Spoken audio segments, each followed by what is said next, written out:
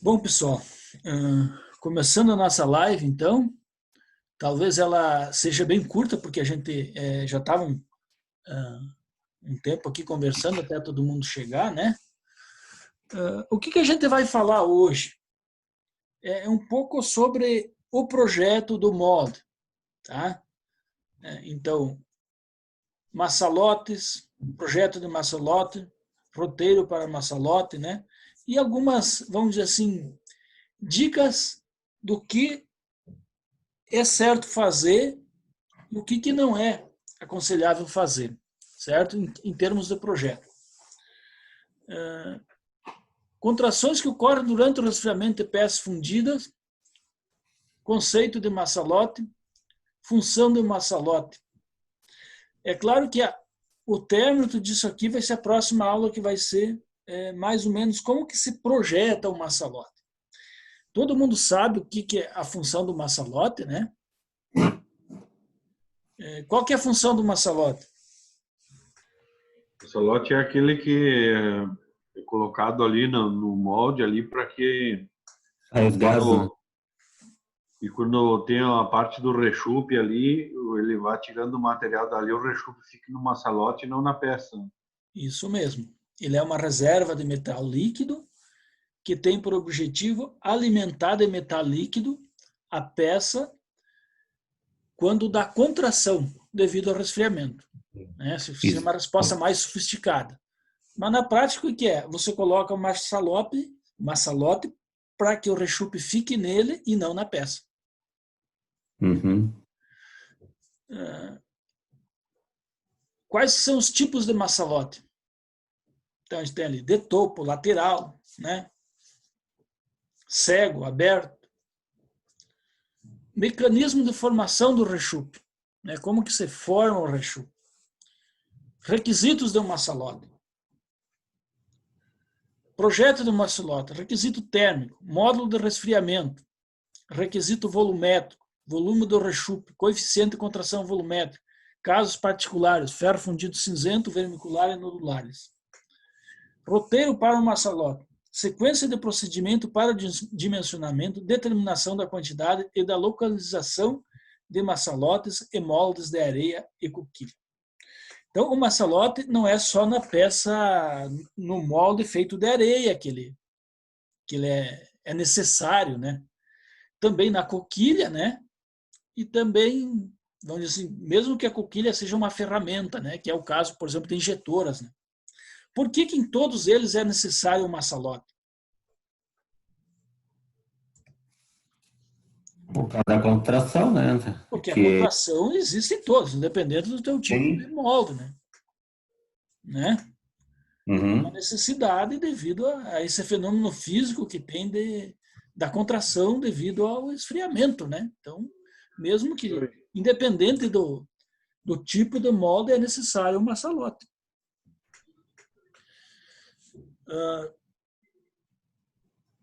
Por exemplo, um requisito do maçalote. Quem saberia de cabeça? O requisito seria, tipo assim, característica. O que ele deve ser, o que ele deve ter. Quem, quem arriscaria falar um requisito do maçalote? Não sei. Nada, nenhum chute. Eu vou dar um e vocês tentam dar outro, tá?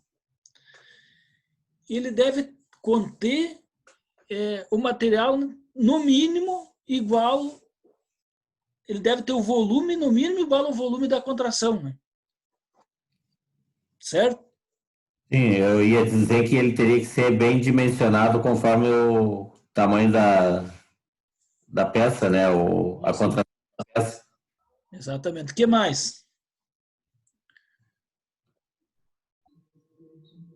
O que Eu mais acho que que tem? a localização dele também, né, no molde também deve ser de suma importância, né? Deve ser estrategicamente localizado, né? O que mais?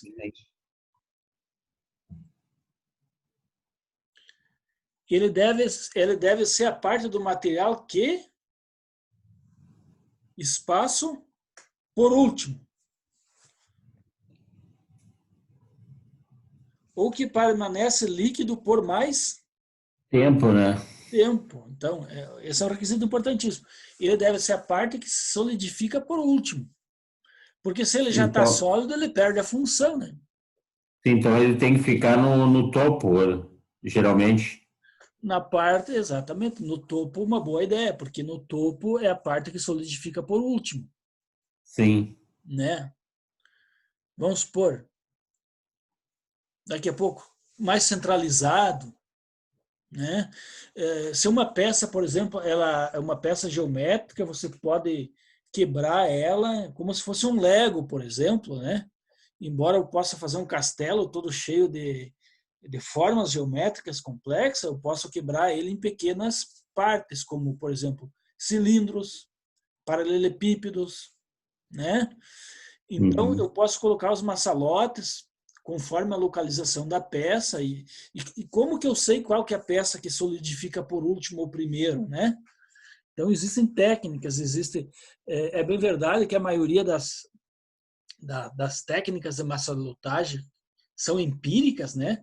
Mas existe técnica para definir, por exemplo, qual parte da peça tem maior ou menor módulo de resfriamento, né? E esse é um conceito que é ligado, por exemplo, ao volume da peça, né, comparado com a superfície de resfriamento.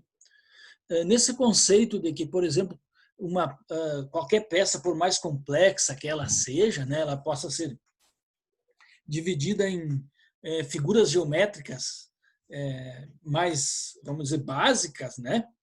Ela pode estar, logicamente, ela vai estar, se eu fizer isso, é só imaginariamente, né? Porque a peça vai ser, vamos dizer assim, um sólido, né?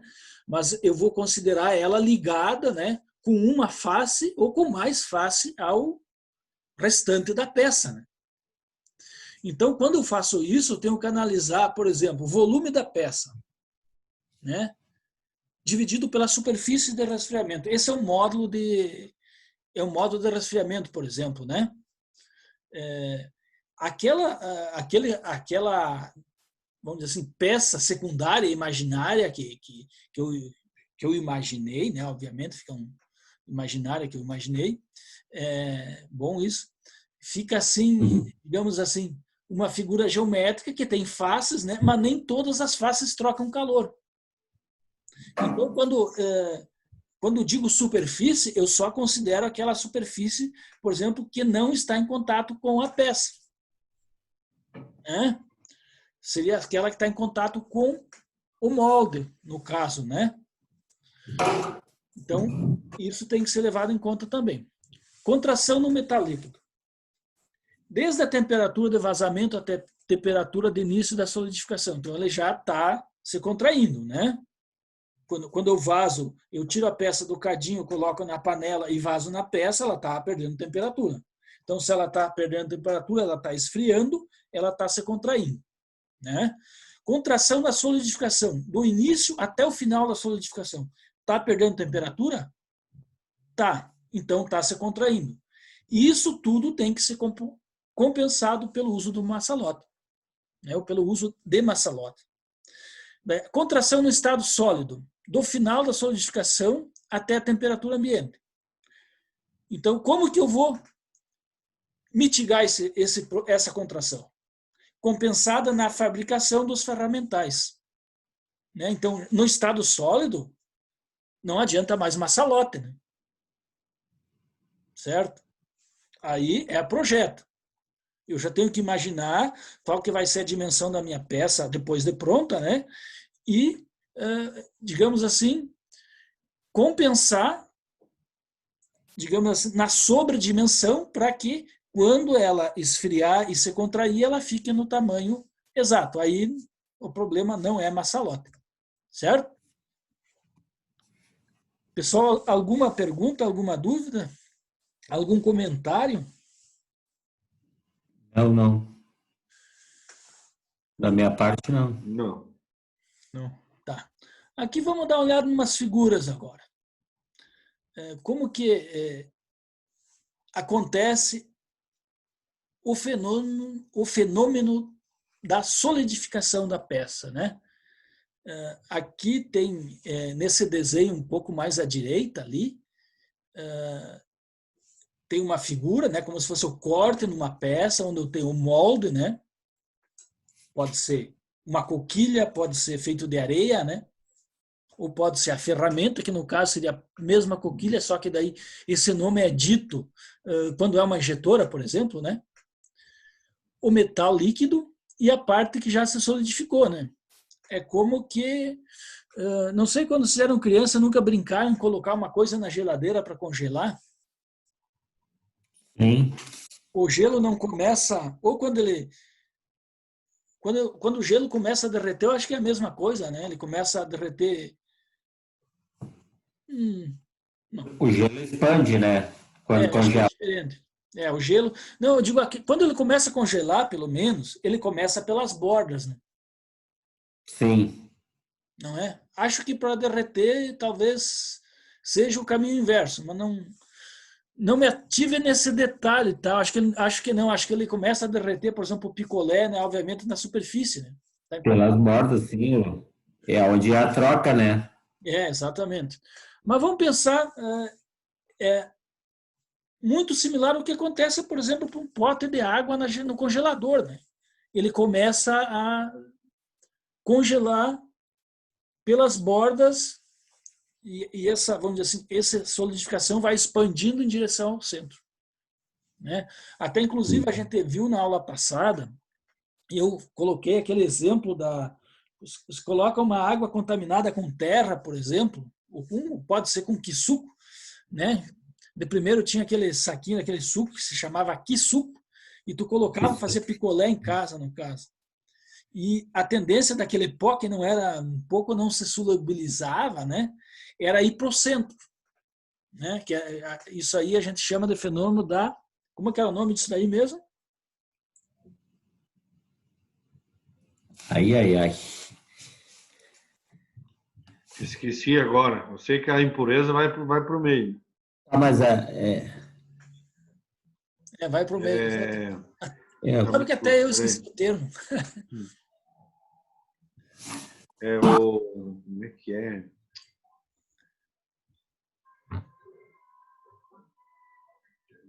Me fugiu a palavra agora.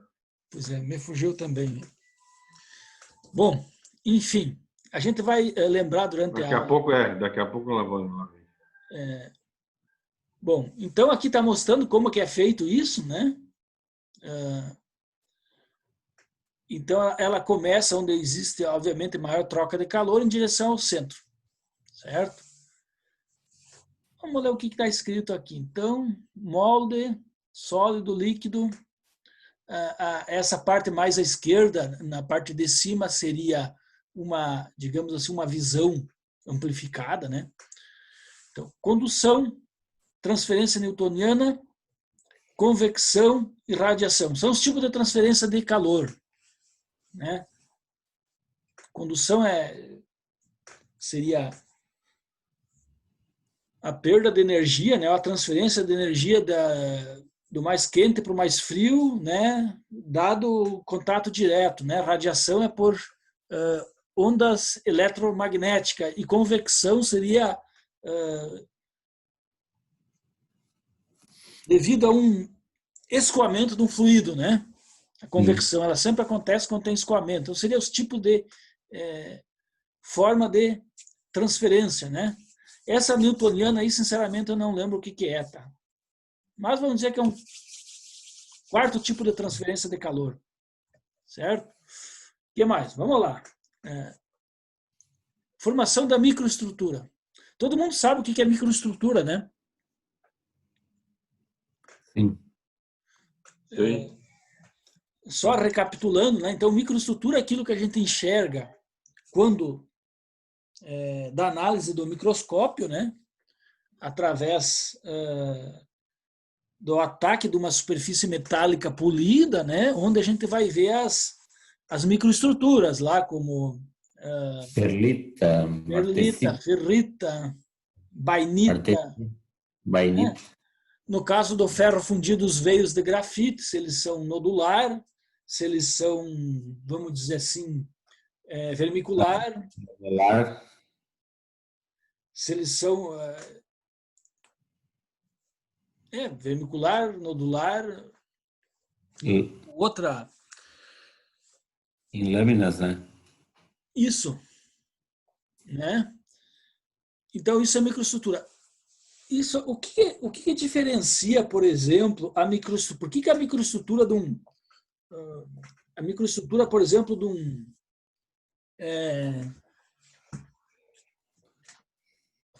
Vamos dizer assim, do material temperado é diferente do que do material sem têmpera, se a composição química é a mesma. Eu não alterei a composição química. Eu simplesmente submeti a um processo de têmpera, por exemplo, ou seja, aquecimento e posterior resfriamento brusco. Por que a microestrutura é diferente?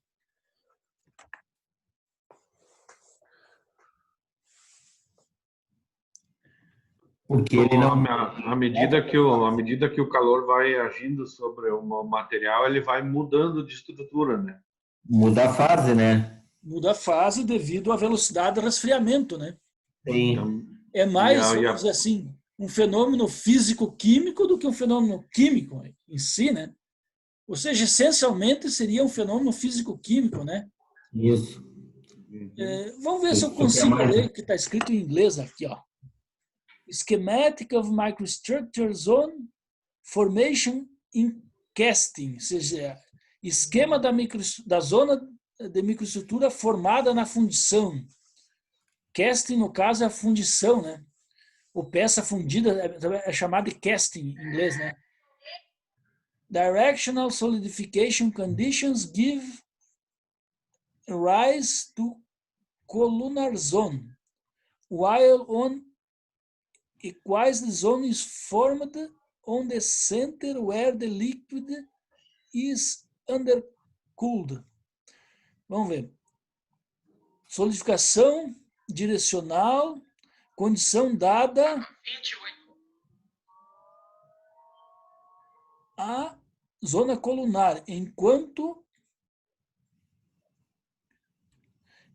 a zona equísida, não sei o que significa isso, é formada no centro enquanto o líquido está super resfriado, né?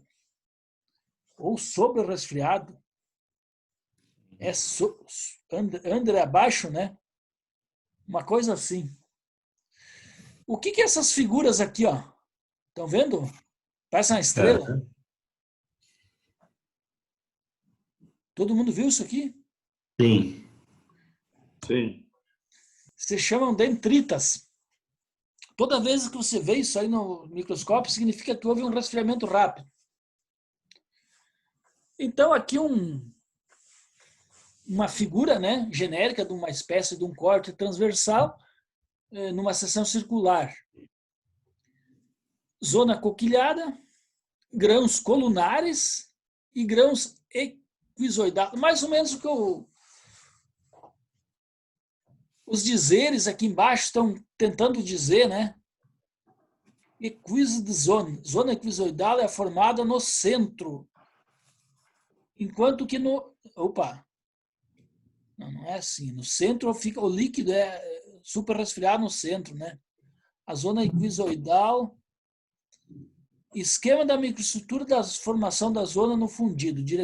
Solidificação direcional dada que cresce na zona colunar. Seria essa parte aqui, né? Zona colunar. Seria intermediária, né? Zona coquilhada, que seria do resfriamento. Zona do resfriamento aqui. Estão vendo o cursor ali? Sim. Chill zone, zona do resfriamento. Zona colunar, essa zona intermediária, e essa outra esquizoidal é formada no centro, onde o líquido é super resfriado. É mais ou menos isso. Aqui é mesmo. Então, aqui seria a equivalente à superfície, né? A zona coquilhada, que seria essa parte que parece a zona, a chill zone, que é a zona de resfriamento, né? Que parece umas escamas, né? Depois essa mais comprida, que é a colunar, que seria uma zona intermediária. E no centro, as zonas equiaxiais, né? Certo? aquelas como se fossem pequenos feixes de eixos, né? Concêntrico ao eixo da peça. Bom, aqui, intervalo de solidificação. Tá ficando frio, hein? Esse negócio de eutético aqui se refere, por exemplo, à concentração de carbono num determinado aço, por exemplo, né? Então, aqui ele está dando... esse eixo vermelho seria uma sequência de resfriamento, né? Eutético ou puro metal. Aqui deu aviso de 10 minutos, né? Com intervalo de solidificação. O que muda entre um e o outro, no caso, seria mais ou menos a velocidade de resfriamento, né? Liga com intervalo de solidificação intermediário. Liga com longo intervalo de solidificação. Então, quanto mais rápido acontecer o intervalo de solidificação, essas fases aqui vão ser mais visíveis, né? Aqui com intervalo longo, que significa um esfriamento mais lento, né? Ele vai ser mais igualmente distribuída a estrutura. Né? Sim. Certo? Eu sei que isso aqui é um pouco, vamos dizer, meio chatinho, mas é bom ler, né? E daí a gente vai fazendo devagar essa parte aí. Aqui, de novo, está mostrando uma peça, né, de areia, né? Fala ali sand, em inglês areia. Aqui diz aço líquido, né? No interior. Solid skin significa uma casca sólida. Void seria esse vazio aqui, né? Então, letra A, que é essa figura mais da esquerda aqui, metal líquido inicial. B, formação de uma casca sólida e do vazio de contração. Está ficando um rechupe ali. Está começando a esfriar, né? Cria a casca sólida. Chega a um ponto, vamos dizer, à medida que a temperatura baixa, né? Vai criando linhas de contração, né? Da letra C. Letra D, contração interna mais contração externa. Então, já a lei, porque vai existir, na verdade, duas formação de contração, né? E, no final, vazio na superfície. Vai contrair mais, ou não existe, vamos supor que não existe uma salote para alimentar, então vai acontecer uma espécie de bolha, né? Então, representação esquemática de contração de um cubo de ferro fundido. Claro, isso aí imaginando que não exista a figura do massalote. É um cubo que vai esfriar e solidificar, certo?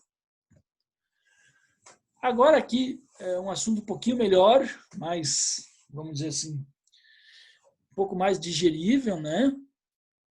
O que é isso ali? A bacia de vazamento, né? Naquele esquema ali na figura, na parte de cima, e os canais de enchimento, né? E de ataque, né? O funil de vazamento, que sprue significa funil, né? E aqui os canais de vazamento e essas bifurcações aqui, né? Aparece 3, são os chamados canais de ataque. Né? Então, para que o projeto seja, vamos dizer assim, bem sucedido, sem que haja, por exemplo, sem que se vazar o metal, não se faça, por exemplo, uma adição de ar para dentro, né? Não succione ar, porque depois aquilo ali pode virar bolhas lá na peça, ou, por exemplo, que ele não... Se esse metal líquido não desça em forma de cascata, né? Ou extremamente turbulento, que vinha que venha a fazer, por exemplo, erosões no molde, né? Então, uma série de regras tem que ser seguidas, né? Uma série de boas práticas deve ser seguida para que a gente não venha incorrer nesse tipo de problema, né? Principal função do sistema de enchimento, por exemplo, de preenchimento: evitar turbulência superficial, manter avanço contínuo da superfície líquida, evitar efeito cascata e a incorporação de bolha e controlar a velocidade e evitar projeção de metal. Certo? Indo mais adiante, né? Aqui temos o pescoço ali da bacia de vazamento, né? Aqui que tem à direita ali, letra B, nada mais é do que uma espécie de maneira de medir a fluidez, né? Típico teste de fluidez, né? Então é mais ou menos o que aqueles dispositivos que existem para medir viscosidade, né? A gente viu lá em máquinas de fluxo, né? Por exemplo, como que tu sabe que um fluido é mais viscoso que o outro? Você faz ele escoar por um orifício calibrado e conta o tempo, né? Por exemplo, um óleo lubrificante. Claro que existe lá um número, por exemplo, SAE, sei lá, 25W40, por exemplo, né? Aquilo ali tem uma relação com a viscosidade, né? Certo? Esse não vaza nada, né? Hã? Esse aí não vai vazar nunca, né? E qual é esse número aí, o SAE 50 lá? Eu não sei o que muda para ser mais viscoso, mais, né? Por exemplo, óleo 90, óleo de caixa, né? Sim. Óleo 30, óleo para motor. Enfim, mais ou menos o que essa figura ali quer dizer, né? Tem aí um significado. Aqui, por exemplo, um efeito que pode ter o metal a alta temperatura, ele oxida praticamente instantaneamente, né? Então é interessante que não haja, por exemplo, a quebra desse filme superficial, né? Para que essa camada de óxido vai ficando sempre na periferia e não venha, eventualmente, devido à turbulência ou alguma coisa, ela ser incorporada dentro do metal. Né? Então, aqui, flow arrest seria prisão do escoamento, né? No metal puro, pela completa solidificação, letra A seria a prisão do escoamento no metal puro pela solidificação. B, in long freezing range allows by partial solidification. Seria digamos, congelamento longo, né, permitido pela solidificação parcial.